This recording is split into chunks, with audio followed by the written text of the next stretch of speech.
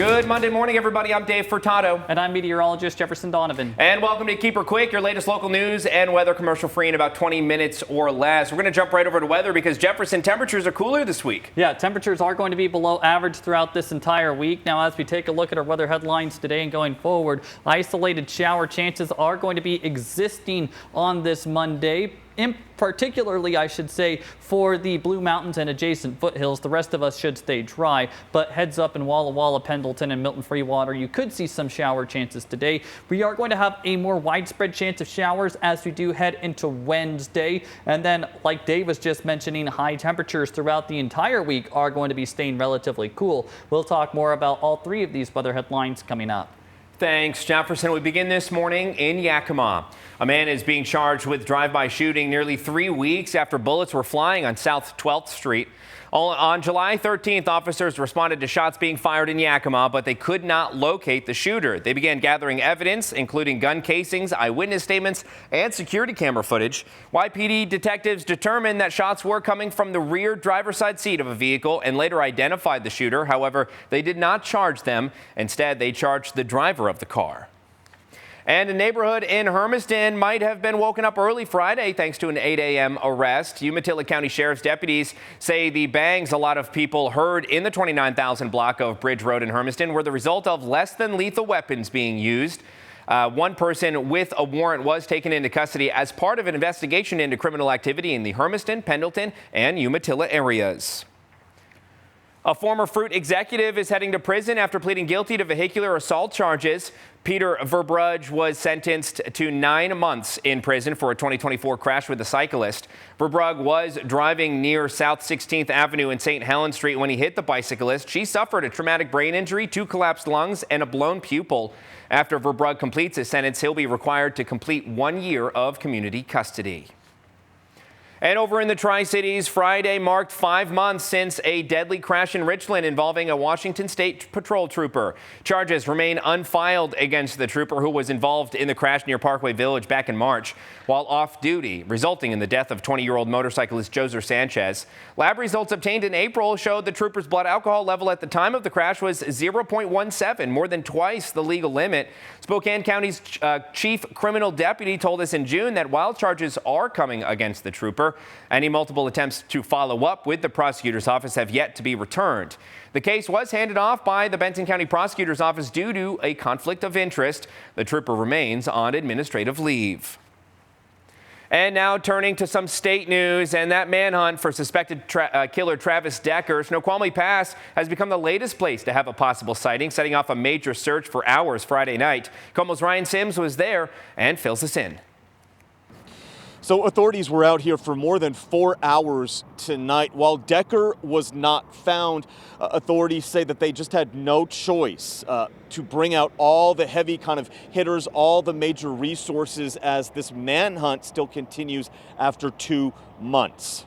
Now, as you see here, only KOMO's cameras were here as that intensive search happened. Authorities with the King County Sheriff's Office, the Kittitas County Sheriff's Office, and the Chelan County Sheriff's Office all participated. So this search, by the way, came after a hiker on the Pacific Crest Trail said they spotted someone who closely resembled Decker. The result was that authorities just fanned out across this area using drones, canine crews, and even Guardian 1 helicopter. Given that this is a normally quiet time on the pass, those who live here tell KOMO they were just shocked to see this level of force, this level of activity suddenly swirling around here.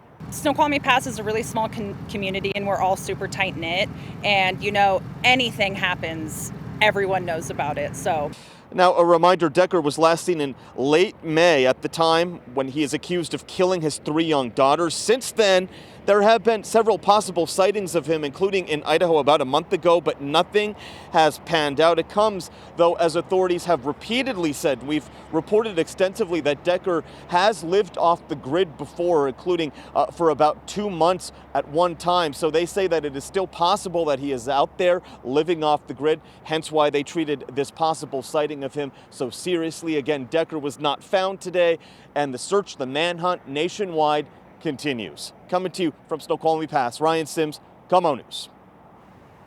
KOMO's Ryan Sims, thank you. Now, the search for the accused killer entered its third month over the weekend. While the U.S. Marshal Service has taken over the manhunt, local authorities in Chelan County also continue to look for answers. And we've heard the critics, but again, we're not the kind of team that gives up. We're going to continue to push on, and he's still very much in our targets, and we're going to continue to do what we need to do to track him down. Now, although recent sweeps of Icicle Creek have also not yielded any results in the search for Decker, Chelan County Sheriff's deputies say anyone with tips is urged to contact law enforcement. And a little bit closer to home, if you were driving around West Richland on Friday, you might have seen a large police presence at Enterprise Middle School, but it wasn't for any type of emergency. In fact, first responders from the West Richland Police Department and Benton County Fire District 4 were engaged in active shooting and critical incident training at the school. Officers tell us while smaller scale versions of these trainings happen frequently, it's important for all first responders to be prepared for a real-life scenario. We train on this yearly, but not quite to this extent. We usually do it in-house at our police facility. This kind of large-scale event, this is the first time we've done this in several years, so we'll be continuing this to improve all of the officers' response. Now, Commander Coates also says last year's shooting at Wiley Elementary, where a paraeducator was killed, showcased certain areas of response that needed improving. On to some traffic news for folks this morning. Pasco commuters will need to plan for more traffic delays this month. City leaders tell us construction on Broadmoor Boulevard from Sandifer Parkway to Burns Road is taking longer than initially planned and will extend to August 23rd. They claim scheduling delays are leading to the need for continued lane closures as work continues to improve the condition of the road. The project was originally set to wrap up on Thursday, but crews now say the goal is to finish before the start of the upcoming school year. Meanwhile, another lane closure is coming to the Blue Bridge, which has transportation leaders encouraging you to plan ahead. Today from 9 a.m. until 3 p.m., the northbound inside lane from Kennewick to Pasco will be closed. The Columbia Drive on-ramp will also be closed while crews fix some damaged barriers and dividers. Drivers will need to plan for some extended delays. We understand this work is inconvenient for drivers, but again, this is something that we need to do just as routine maintenance to the bridge and to that concrete barrier. Now, after work wraps up today at around 3 in the afternoon, drivers shouldn't need to plan for any delays for some time on the Blue Bridge. And with that, let's jump right over to meteorologist Jefferson Donovan. Jefferson, for any folks that are going to be wanting to get outdoors today, even in that clip, you can see some of that rain possibilities, or at least some raindrops on the windshield there. My question is as we work our way through the day today, any rain possibilities in the forecast? Possible, especially for the Blue Mountains and adjacent foothills. Now, for the Tri-Cities and Yakima, I do believe we are going to stay primarily dry, but we are going to start things off this morning by looking at the live Doppler radar imagery. Now, at the time of this recording, we have been tracking a shower or thunderstorm moving through eastern parts of Morrow County, very close to Umatilla County. As we do expand the Doppler radar image, again, as of the time of this recording, we are tracking numerous showers through central and southern Oregon. These showers are going to continue in a a northeast direction as we go throughout the course of the day, and we are going to be watching chances for showers and thunderstorms right along the Blue Mountain Ridge line and into the adjacent foothills. So let's take a look at the short-term storm tracker futurecast. I'm going to stop this right around 2 o'clock this afternoon, and again, you can see for the Blue Mountains and adjacent foothills, we will be tracking those chances of precipitation.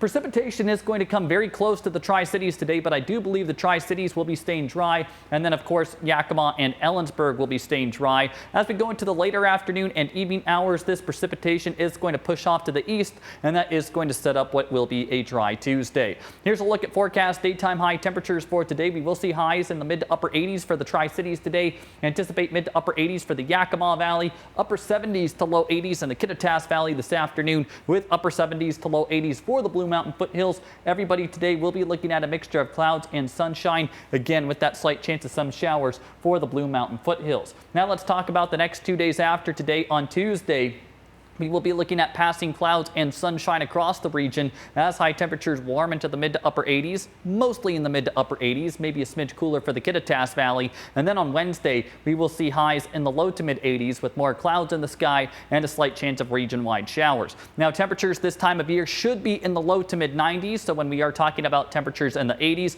we are going to be abnormally cool for the first full week of August. Now let's jump into the more extended storm tracker futurecast as we get towards Wednesday. There is going to be that possibility of region-wide showers. Now, I really want to caution that I believe this version of the futurecast is going much too bullish on precipitation, but still region-wide spotty showers on Wednesday will be possible. And then as we head into Thursday, most of us will be dry, but there is still going to be a chance of some of those lingering showers for the Blue Mountains and adjacent foothills. Of course, this is a scenario that we will track closely through the next couple of days. Right now, though, I will toss it back over to Dave.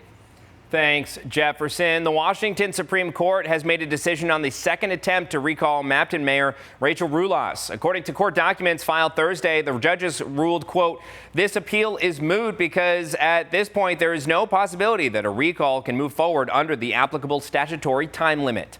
Now, Rulas is running against former Mayor Laura Vasquez and first-time candidate Martha Gonzalez in the primary election tomorrow. That will decide which two candidates will square off in November.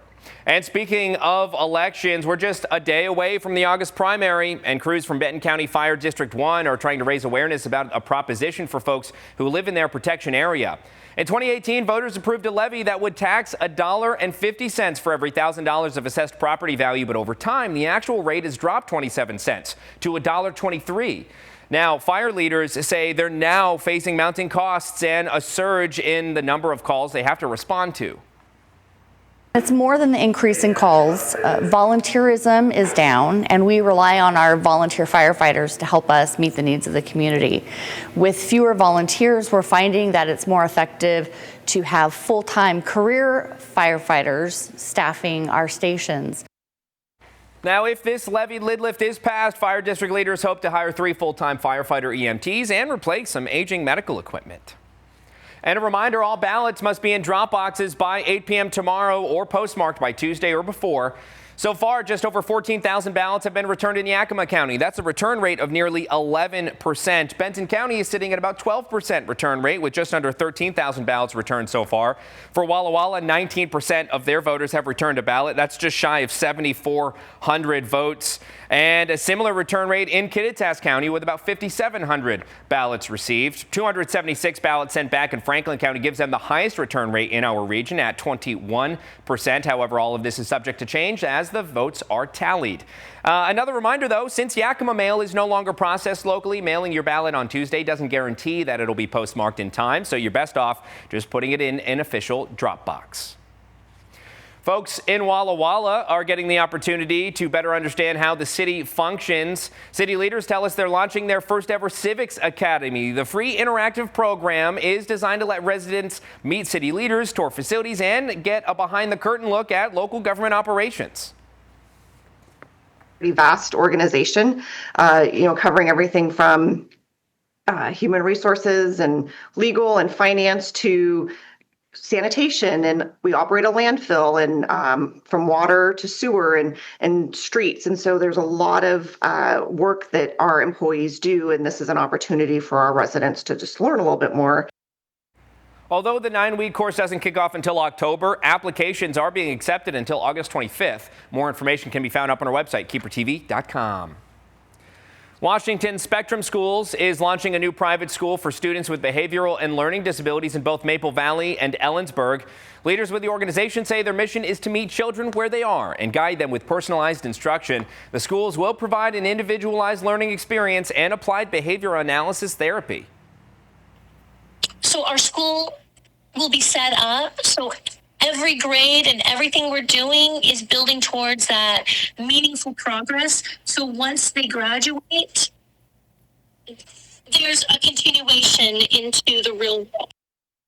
Now, open enrollment is underway for the upcoming school year. Families can schedule a private tour or attend open house meetings. The organization will also be hosting an information session today from 10 to 11 a.m. at the Hal Holmes Community Center on North Ruby Street. Law enforcement from all over the region came together on Saturday in Pasco to host a free annual family field day. Keeper Zayna Whitaker stopped by the event and brings us the details.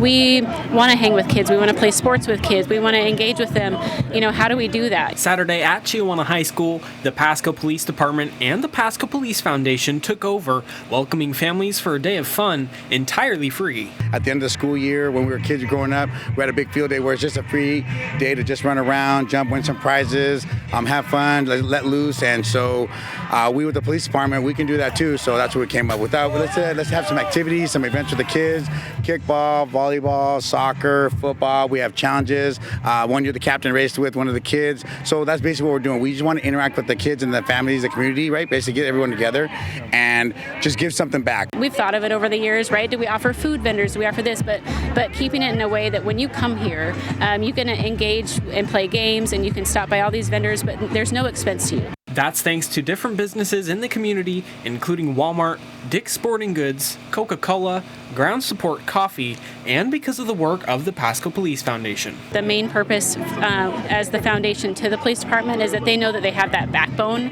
when they might need some support financially or with volunteers or things like that to help the police department, an idea come to life. That's where this started. In addition to all the sponsors, it also takes a team of volunteers, including young adults, with the Pasco Police Department's Explore program. I personally wanted to become an explorer because I want to be a police officer, and I wanted to be a police officer because, I wanted to make a difference in the community. And you know what they say, like, if you want to see a change, then you have to start with yourself. So I was like, okay, I'll be that small change, for the community. With the Franklin County Sheriff's Office, the Tri-Cities Regional SWAT Team, and the Washington State Patrol and their bomb squad, there is plenty for folks to check out, but that also takes up a lot of space. The ones that come through big time for us is Eli Garza with the Pasco School District, them stepping us out to use their facilities, all the things that are going on with setting it up, painting the grounds, mowing the lawns. We put hours and hours, and he was even out here cutting the lawns and doing extra work so that this works and it accommodates the community. Officers say Family Field Day is usually on the first Saturday of August,